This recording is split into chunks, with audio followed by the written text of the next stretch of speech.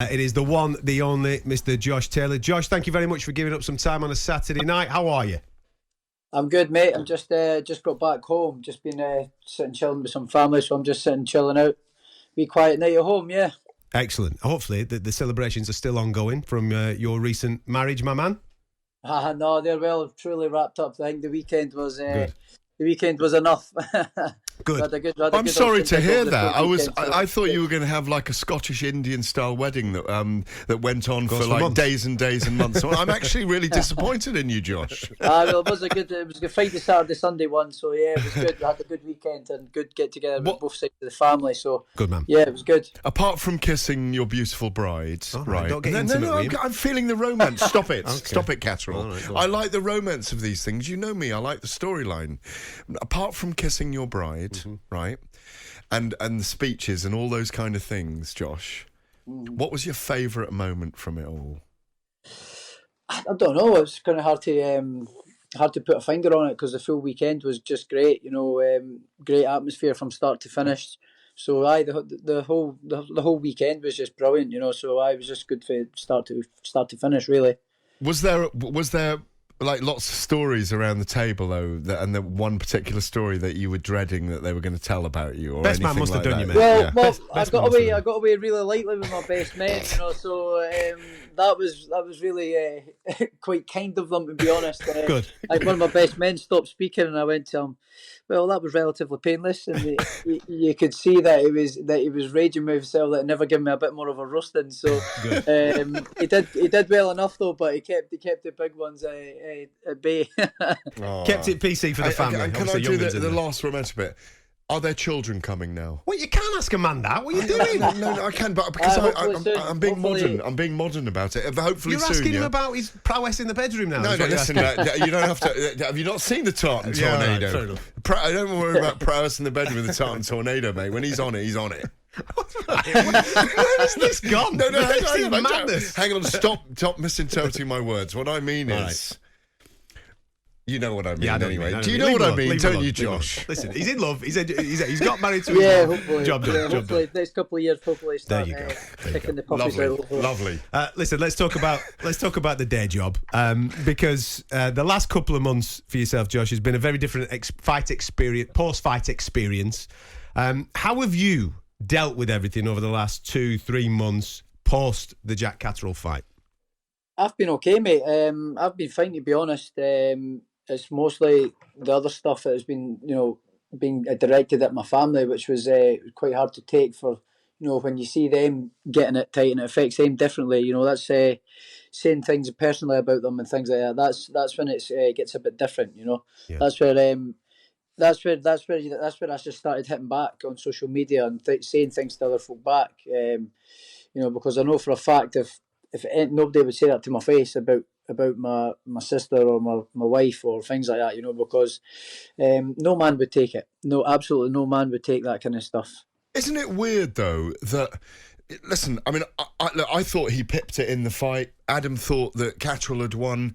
Adam thought there was corruption going on, didn't he? We'll come to that. But I don't think there's corruption. I think there might be favouritism in judging sometimes when someone's seen as a great champion. There's a massive debate around all this. But how on earth, when someone isn't doing the scoring themselves, but they're doing the fighting and they happen to get the decision, that they get grief from the public? I do not understand. That's the mystery in all this. Because you didn't speak to the judges. The judges gave their decision. You just had your fight. And this is where I think social media, where I think the horrible nature, the insidious nature of social media gets skewed. Because all you did was go in there and fight. You got your hand raised at the end of it. Do you know what I mean? It was a close fight in lots of ways. Exactly. I went in, I gave a fight. I gave as best as I could on the night, given that I was absolutely dog's dirt. I was absolutely rubbish, but I got the right result. And there's not anybody in this world that can convince me that I thought I lost the fight. I didn't think I did lose the fight. I thought I won it by a point or two. So yeah, that's how I thought I scored the fight. I just thought he was very negative on the back foot holding, and I think he should have had more than 1 point taken off him for excessive holding. But it's been and done. I got the decision, and that's it. But on the lead up after it, like why I ended up getting a lot of it ended up getting a lot of hate was, people insinuating that there was corruption going on and saying this and saying that, and judges getting paid off, which is absolutely ridiculous. People that are well respected in the sport shouldn't be saying things like that, because then it gets directed onto me. Listen, I can understand. First and foremost, I completely agree that you should never, and your family should never have received any hate or attention in that manner. My take on that particular fight, Josh, was, as Gareth just said, I believe that Jack won that fight. You also said that the judges were being paid, and the whoa. I saw an interview with you. Yes. And you and Nick Pete, and the words that come to your mouth was, there's a bit of corruption going on. Yeah, I did say that. I never said about being paid, though. Is there a piece of paper going on, a brown envelope and all that? Let me explain. So when you're saying things like that, that's when it ends up getting directed at me. Okay, well, that was never my intention on that particular thing. The reason why I use that word, and this is why I use that word. As I said, I believed that Jack won that particular fight. Now, that's subjective. Great. That's fine. That's subjective. I've absolutely that's subjective. With anybody saying that they thought Jack won the fight. Therefore, absolutely no problem with that at all. Okay, so off the back of that, then I obviously look into the situation. And what I find is that two of the judges that were obviously assigned to your fight were rejected by the WBO, who sanctioned the fight. So I asked the question as to why that was. The British Boxing Board of Control put forward Ian John Lewis and Victor Loughlin for that fight. They were rejected by the WBO because the WBO didn't believe that they were qualified enough to judge a fight of that magnitude. It just so happens that those two judges voted in your favour on this split decision on that particular night. And that's fair enough. So that's one particular point of why I use that particular word. The second point of why I used that particular word was that Top Rank, your promoter, had already spoken to the WBO about a vacant title fight opportunity for one of their fighters, Teofimo Lopez. Now, the only reason that fight can go ahead for him and Liam Parrow that they were making with the WBO pre the fight with yourself and Jack Catterall is if that title becomes vacant. The only way that title can become vacant is if you're still the champion on that particular night. That is why I used those particular words. Become vacant when I'm still got it? Well, this was my point. If you remember, on the weigh-in day, you were awarded the WBO Super Championship belt, weren't you? And with that, what happens is that if you make a decision to then go up in weight to 147, as many people were speaking about at that particular time, you become the number one challenger above. That's not unusual. That's normal. So my point is that somebody somewhere knew that there was a possibility that you might not be the 140-pound champion anymore because you were thinking of going up to 147 pounds. And if that belt then became vacant, obviously promoters want their fighter to be fighting for those vacant titles. It just so happened that it was your promoter looking to get one of their other fighters in that vacant title fight. That is why I use that language. It was not aimed at you. It was not aimed at Jack. It was not aimed at any fighter connected to that fight. It was aimed in and around the officiating of that fight. That was it.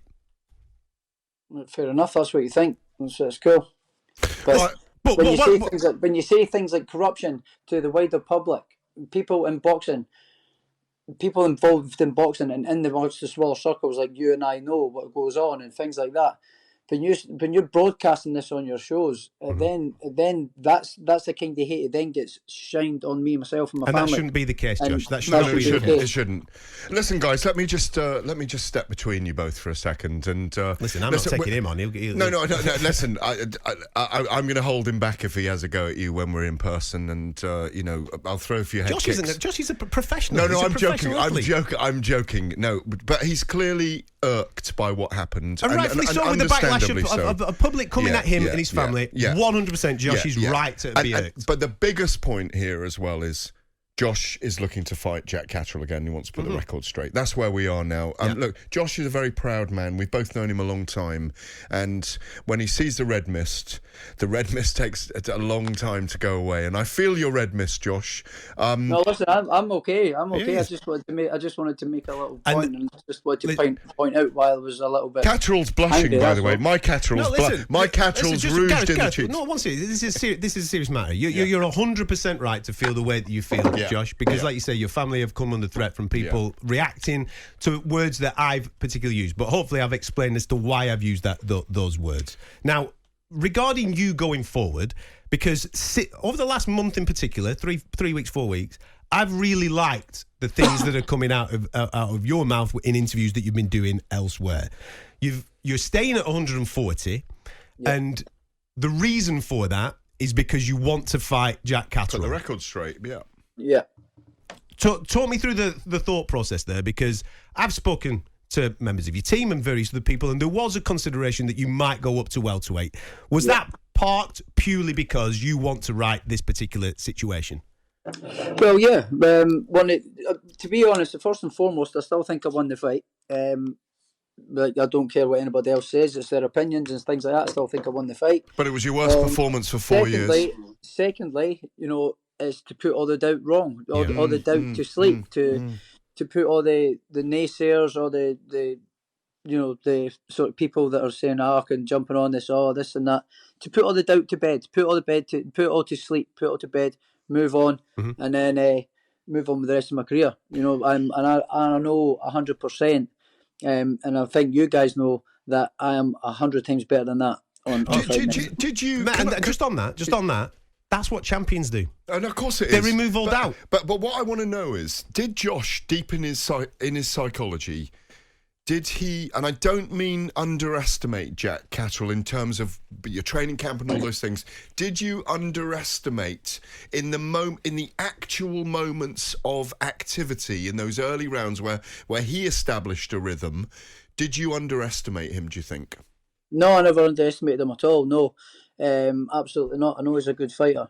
Absolutely not. I never underestimate anybody. I just made a few mistakes in my camp.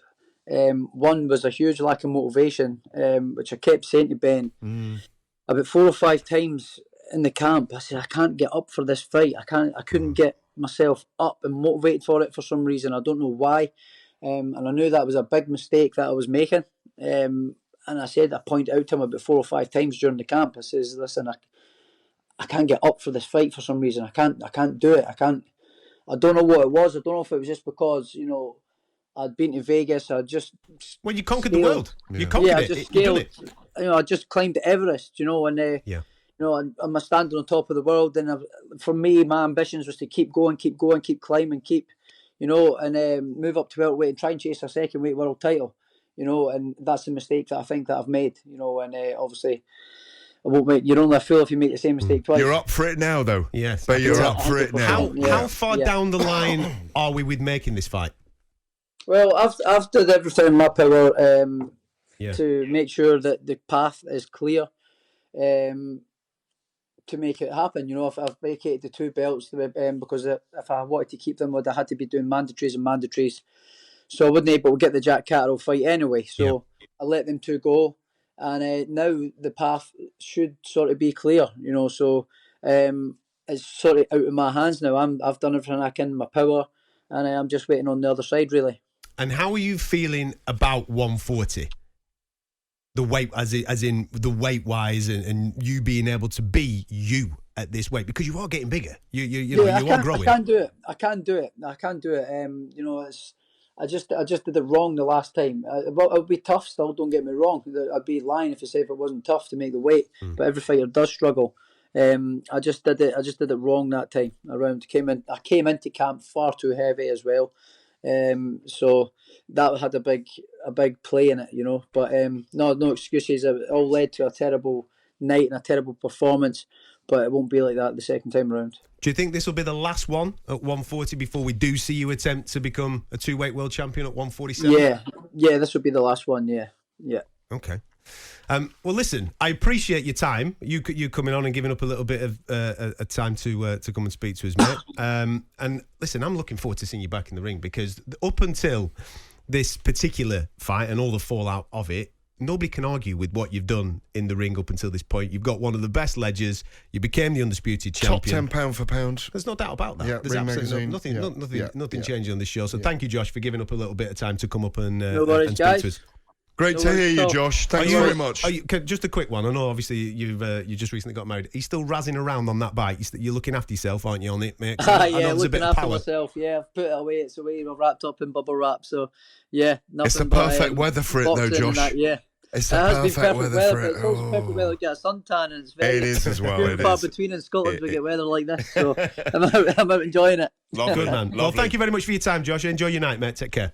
Thanks, lads. Cheers, Josh. Top man. Josh Taylor, the current unified, former undisputed champion at super lightweight, and it's good to hear him speaking like that. That he wants to obviously. I think the best way of referring to this particular moment is a shadow. It's a little bit of a shadow that he just wants to get rid of, and then can move forward and continue to chase the legacies that he's chasing.